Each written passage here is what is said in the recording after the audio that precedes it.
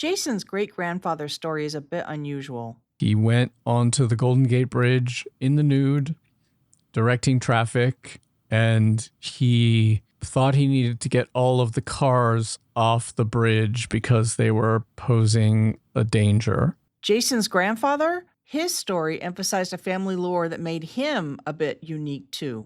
As a jockey, he became quite successful quite young, and he was known for incredible recklessness to the degree that he was endangering himself, but also the horses and other riders. You know, he would intentionally bump into the horse next to him and try to knock the rider off their horse, that kind of thing.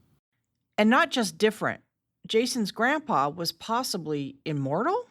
He was in an accident riding, and they took him to the hospital. It was in the middle of the race, and they pronounced him dead. They announced it at the track.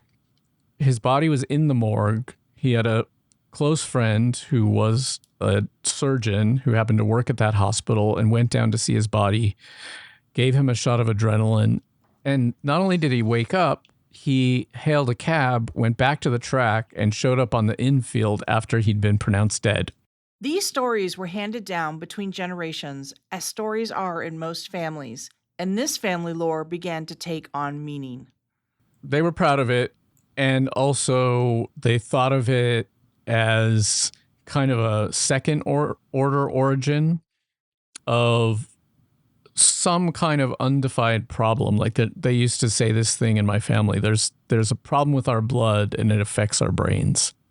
And that was supposed to account for all kinds of behavior, including the behavior of people married into the family. You know, not even actually blood relatives. And in a way, it became a cover. And, you know, it was like, on the full moon, you never know what one of us might do, kind of thing. And, you know, often that meant something as, you know, relatively ordinary as getting really drunk and making a scene. You know, it wasn't necessarily as big or mythological as the stories might have suggested, although it was very damaging to everybody who might have been in the room or around it, or even just cared about the people involved. You know, I mean, I don't think I ever had a holiday as a child where my mother did not at some point start screaming and crying.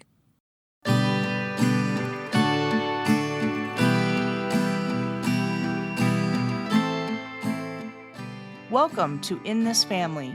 I'm Dr. Michelle K. Murray, President and CEO of Nexus Family Healing. Jason Tougaw teaches writing and literature at Queens College in New York and has taught at American University and Princeton. Jason's parents split up when he was very young.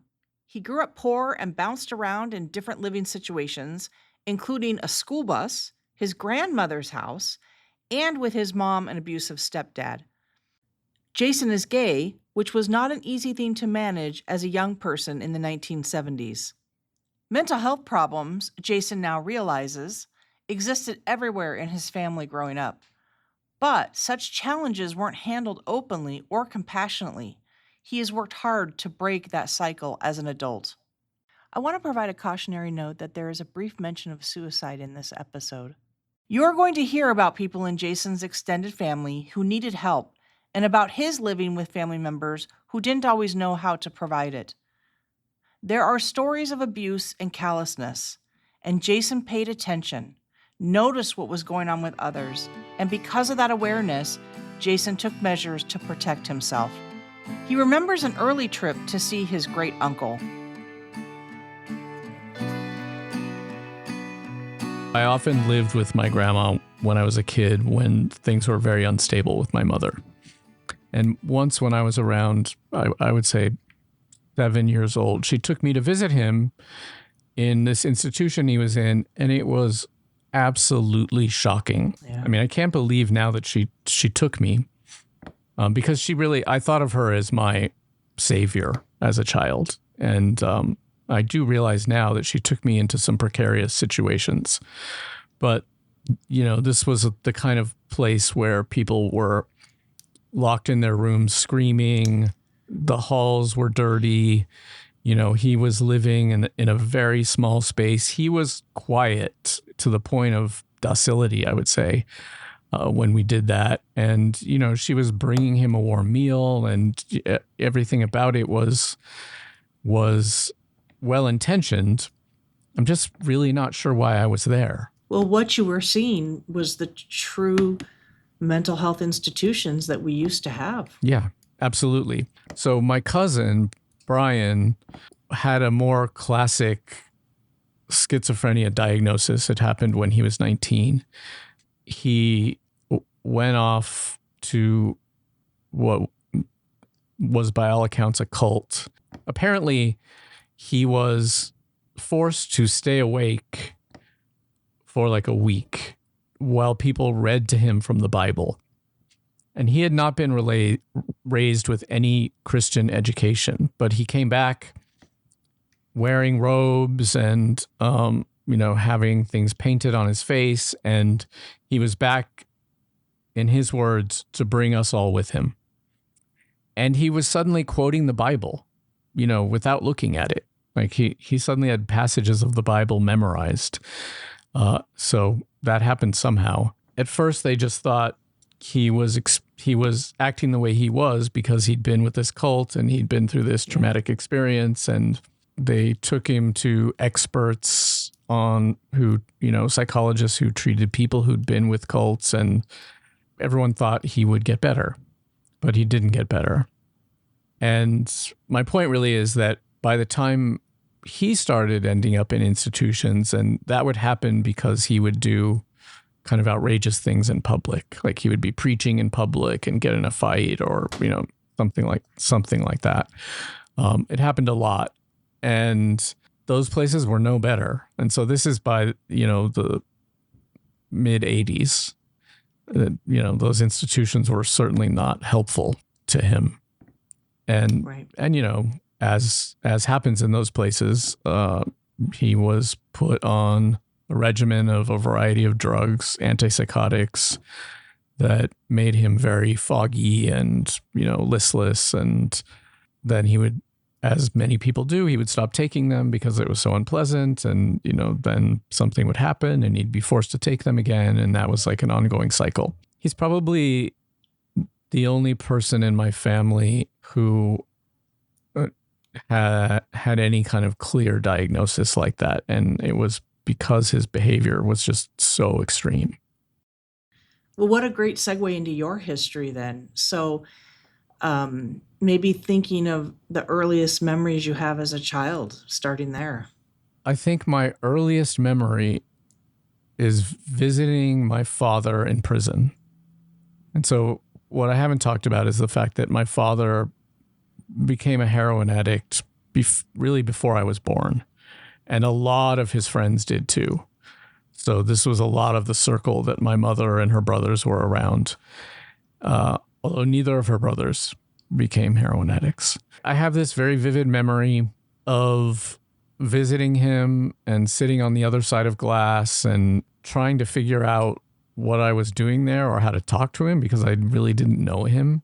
But the emotional component of the memory that's really strong for me is that I felt a need from him that I wasn't sure how to respond to. Like he needed something from me, it felt like.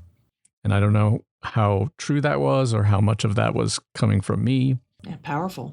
But it was not something I knew what to do with. Shortly after that, he got out of prison. And so another early memory is him showing up at a block party that was where we were living, where my whole family was there. And he showed up with a girlfriend and was saying that he was taking me with him.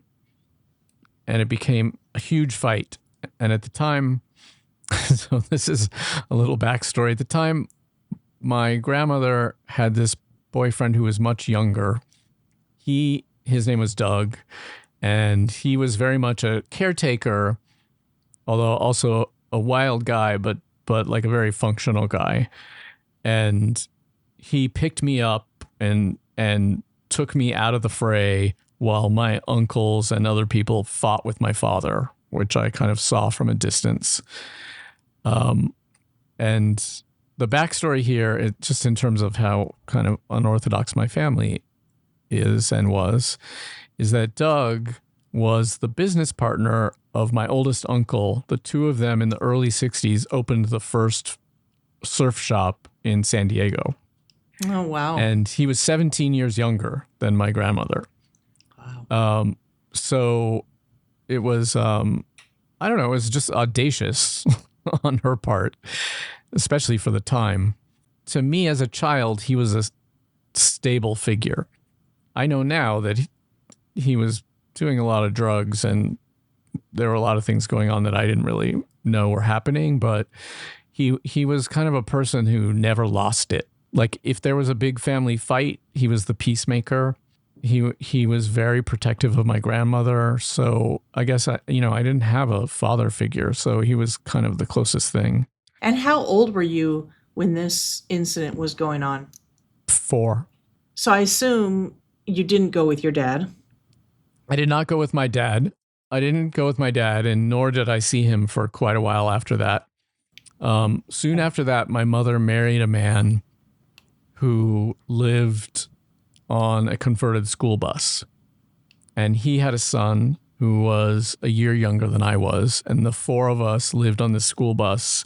And there was kind of a community of people who lived on these school buses on the California coast and would drive up and down and park in the same beaches and that kind of thing. But so this guy, his name was Stanley. He was a raging alcoholic.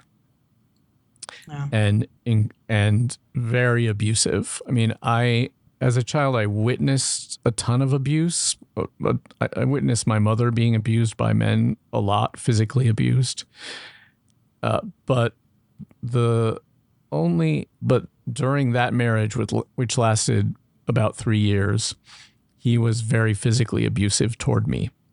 And I think that experience is the thing that affected me more than anything else. And my mother would witness it. She didn't do enough to intervene. I remember, sort of in the aftermath of an episode like that, I would be in my room in bed. And at that point, I had already learned to really hold my emotions in. I wouldn't be crying. I would be sitting there and my mother would come in and she would be crying and apologizing and kind of trying to bond and trying to like physically comfort me. And I remember I would just freeze. I could not respond to that. I've been through various kinds of therapy, but I did a very specific form of somatic therapy, which is the thing that has been most helpful with that, because I learned to freeze and disassociate very early.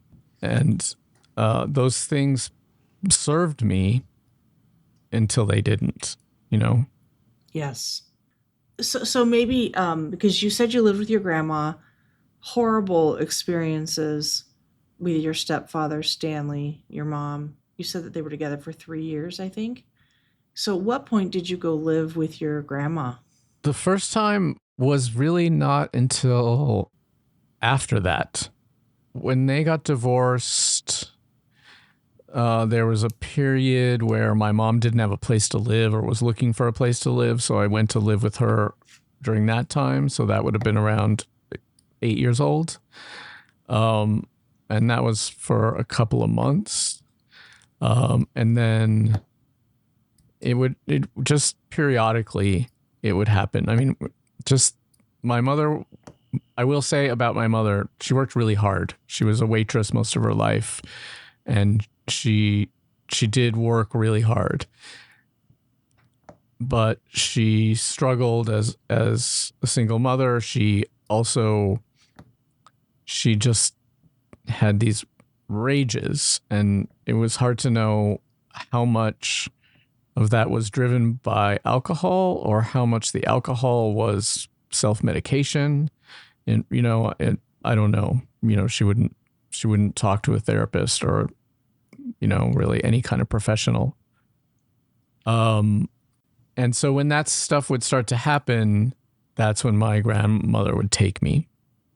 And usually it was for a couple of months, but once it was for about a year and a half. That was when I was like 14.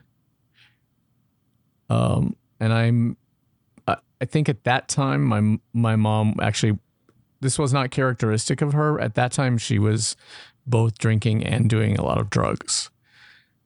And so my grandmother just wanted to get me out of it. That pretty traumatic time with your stepdad when the physical abuse was going on. Do you remember how you were making sense of that as a child? I was withdrawing.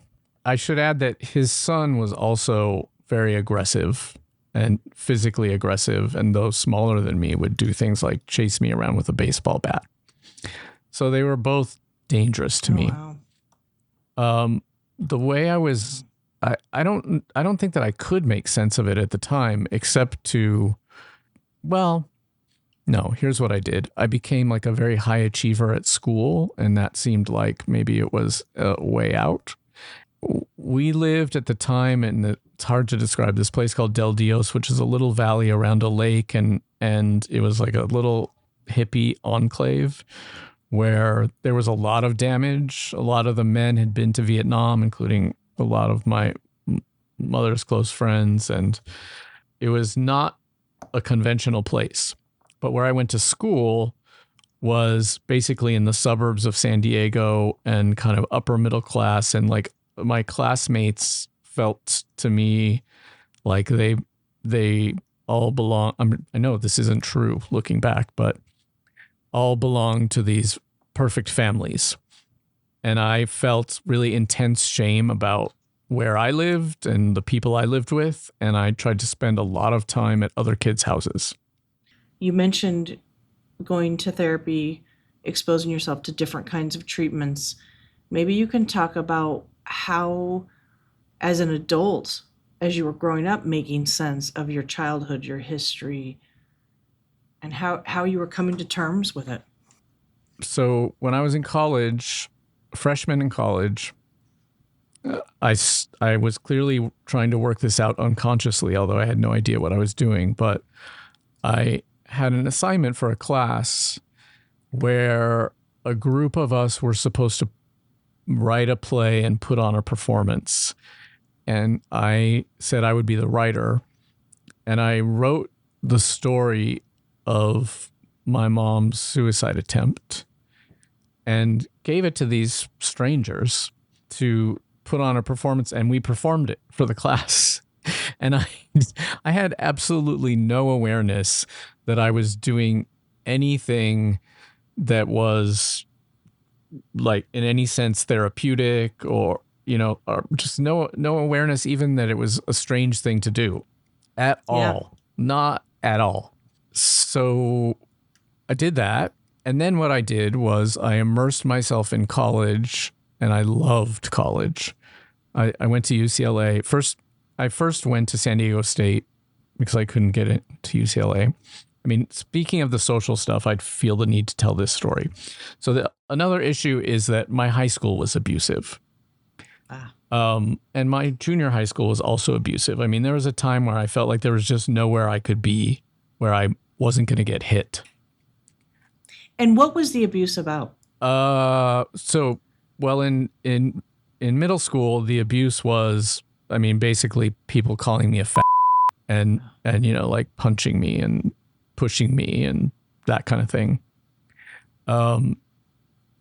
Later in high school, I was a new wave kid, and and tell the listeners what that is. Okay, yes. So a new wave kid in the 80s, and I feel really lucky about this. So there was a movement of music.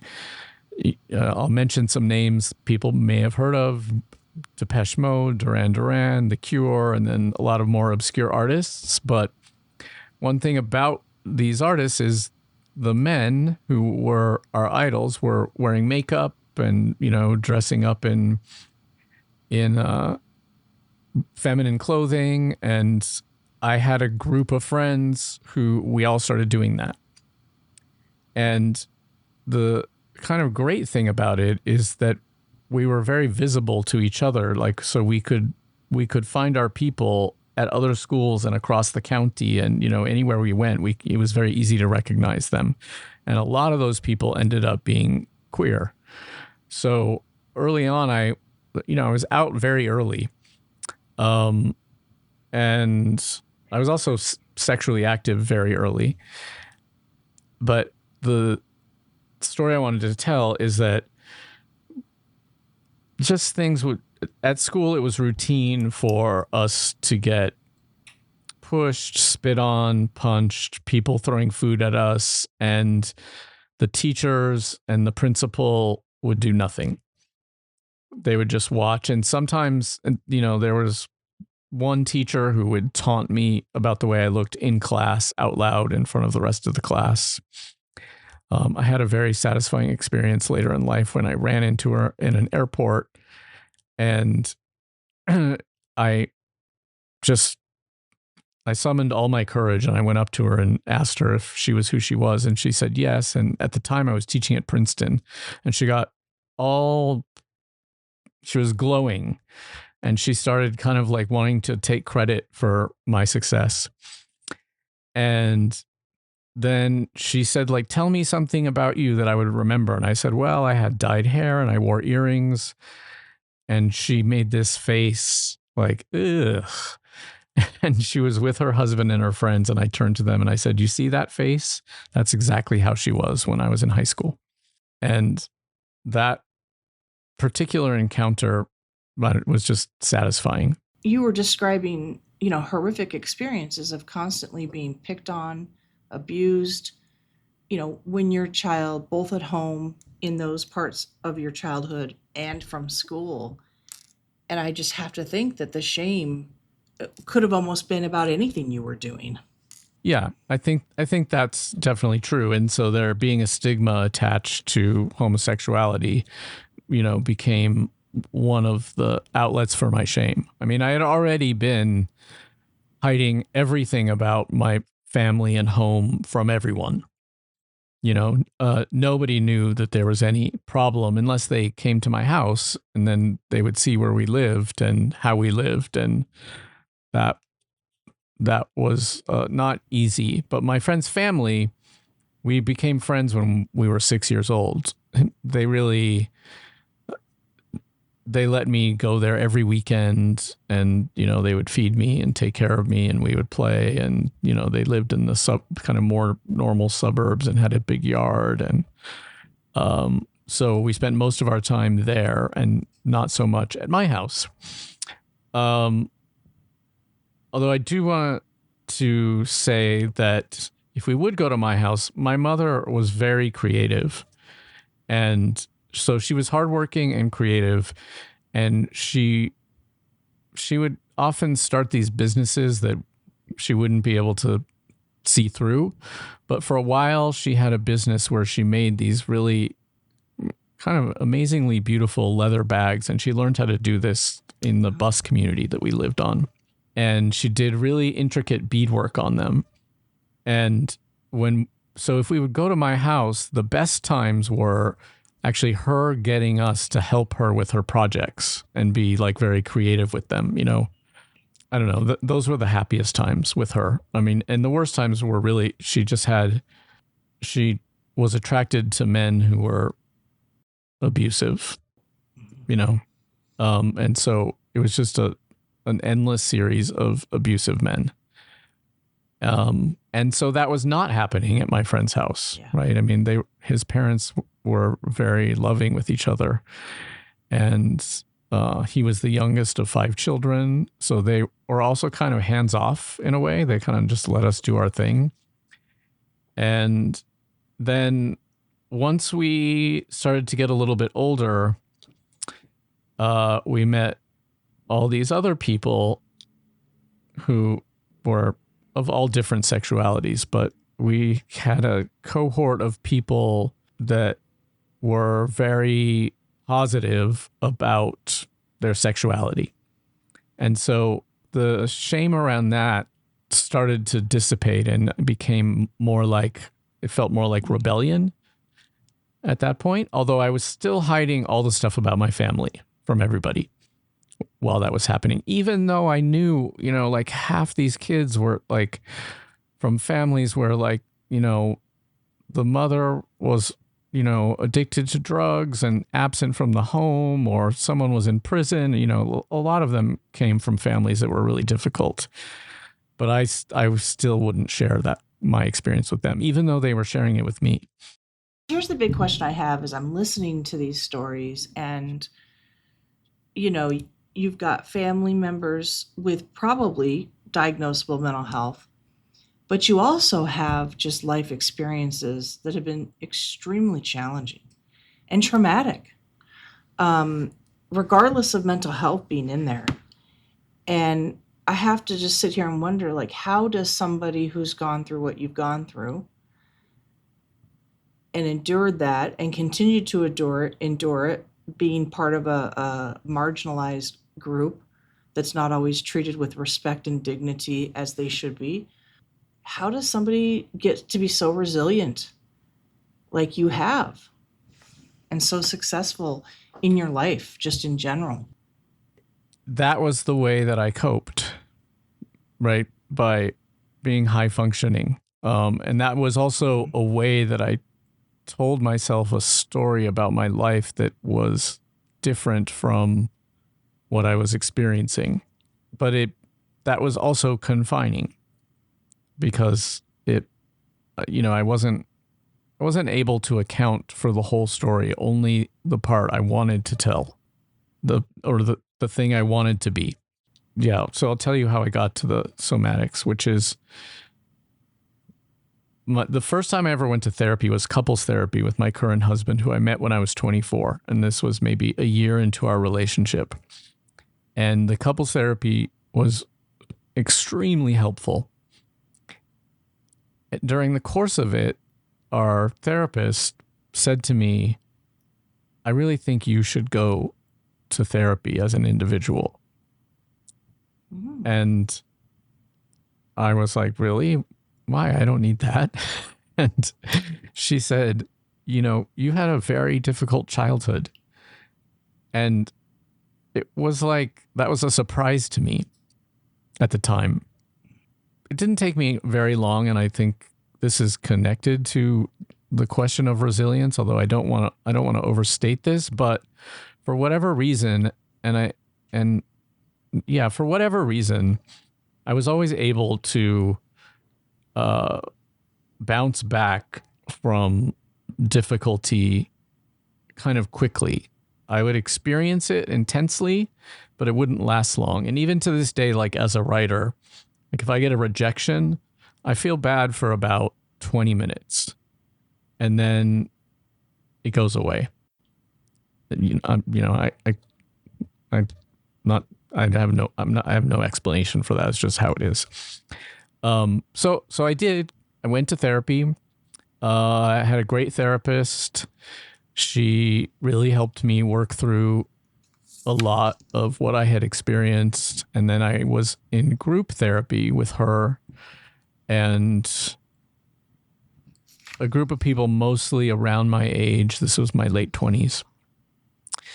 And that was incredible because it helped me see how other people responded to my behavior, something that I didn't have very much awareness of before. And one of the things that I learned is that people noticed when I shut down or withdrew, and they tended to respond to that as though I was expressing like some kind of hostility or disdain, or I was rejecting them, which is not how it felt to me at all. It felt like I was, well, it wasn't like it was a choice, it was just happening. And, to me, it felt like it felt painful to me, because it was very similar to, my stepfather beating me up and then going into my room and withdrawing, and I became very good Yes. at that. So all of that was very helpful, but it got to a certain point where it was like I had talked about it a lot and I had written about it, and I was coping in many ways, but there were things happening in my body that I just knew were not quite right. Like what? even very simple things, like if I was getting my hair cut and if the hairdresser would kind of gesture for me to move my head would not move. Or if, kind of similar things, if I was like at the doctor or getting a massage, that kind of thing, I was like very braced all the time. And that in combination with the fact that if I felt threatened, I would disassociate and just be like, I'm not in the room. So, where's Jason now? Like, where are you at in your life in terms of processing your history, in terms of your relationships? How are you feeling? I'm going to say I've been married for 31 years, although we were only allowed to be married 20 years in, but still, we communicate well. We have plenty of conflict, but we are able to confront the conflict and resolve it, or at least, definitely acknowledge it. We live in a beautiful house in the Catskills, surrounded by woods, and we have cats and chickens. I have a very nice space where I can write. I would say one of my current struggles is that I'm in a situation where I'm just working way too much. And so that's and I actually do think in some ways that's related because, one of the ways that I learned to cope early on was by working really hard. And so I'm working on figuring out a way to get myself into a professional situation where I'm not having to work so much. A big part of where I am now has to do with my mom's death. So she died in May. She wasn't living well. She was mostly just not moving around, and this kind of started during the pandemic. During the pandemic, she and her husband became home. They lost their house and they moved into motels, and they, Yes. a thing. I mean, one thing about being poor is it's very expensive, and when you move into a motel, you can only stay there for a few weeks because they don't want you to establish residencies. So, and they had dogs and cats, and they were moving from motel to motel, and it was just very painful to witness even from afar. They live in California. I live in New York State. And she had a fall during that time, and she had nowhere to go or be. And so she pretty much stayed in bed for like 2 years. And then once they were housed again, that continued. And her health just got worse and worse. And she had a lot of falls. And finally, she had this one fall. She broke her shoulder. She went into the hospital, and it turned out she had fluid in her lungs, and they thought she had pneumonia, but it turned out she didn't have any kind of infection, and it was just her body was breaking down. And by the time I got there, she was on a ventilator and not conscious. And it was really difficult to see her in that situation. And it kind of took me being there, and my cousin, Nicole, who I talked about earlier, and her mother, they came down. They live in Central California. And her husband was just absolutely determined that she was going to recover. And it became really clear that she wasn't going to recover, and she was on this ventilator for no reason. And so we went through a process, but finally took her off the ventilator, and within 20 minutes, she died. The doctors thought it might be hours, but it really happened very quickly. This feels cosmic. It's so coincidental. My cousin, Nicole, and her husband and my husband had already had this trip planned to go visit the island in the Azores where our family is from. It's called Piku. And the thing is, in my family, like one of the stories they always told was like, we're going back there. Everyone was always talking about we're going to go back there, and no one ever went back there, and my mother never went back there. So we brought some of her ashes with us, and my cousin did some research and found out kind of the area on the island vaguely where our family would have been from, and we drove there. And within 2 minutes, we saw this big rock with our family name painted on it. And this guy came out, and he knew everything about all the families around there. And it turns out there's a book that documents the histories of those families from 1660 to 1911. And it has the land records, birth, death, marriage, all that stuff, right? It was just like someone's passion project. So he took us to the beach where my great-grandfather, before he left for the U.S., would have launched his fishing boat. And I took some of my mom's ashes out into that water. It's a volcanic island, so the sand is all black, and sprinkled them in this water. And it really felt like giving her something that she could not give herself. I think the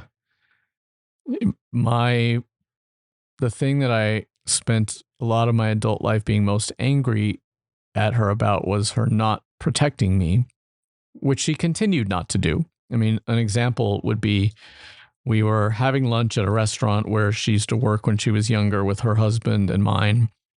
And during the lunch, she called my abusive stepfather and tried to put me on the phone with him. And thank God, my husband just turned to me and said, "Go to the bathroom." And I went to the bathroom, and while I was in the bathroom, he said to her, "You have to hang up the phone. This is not appropriate." And I came back and she expressed bafflement. I wonder if we could close with you reflecting on what of your childhood and upbringing you're glad for.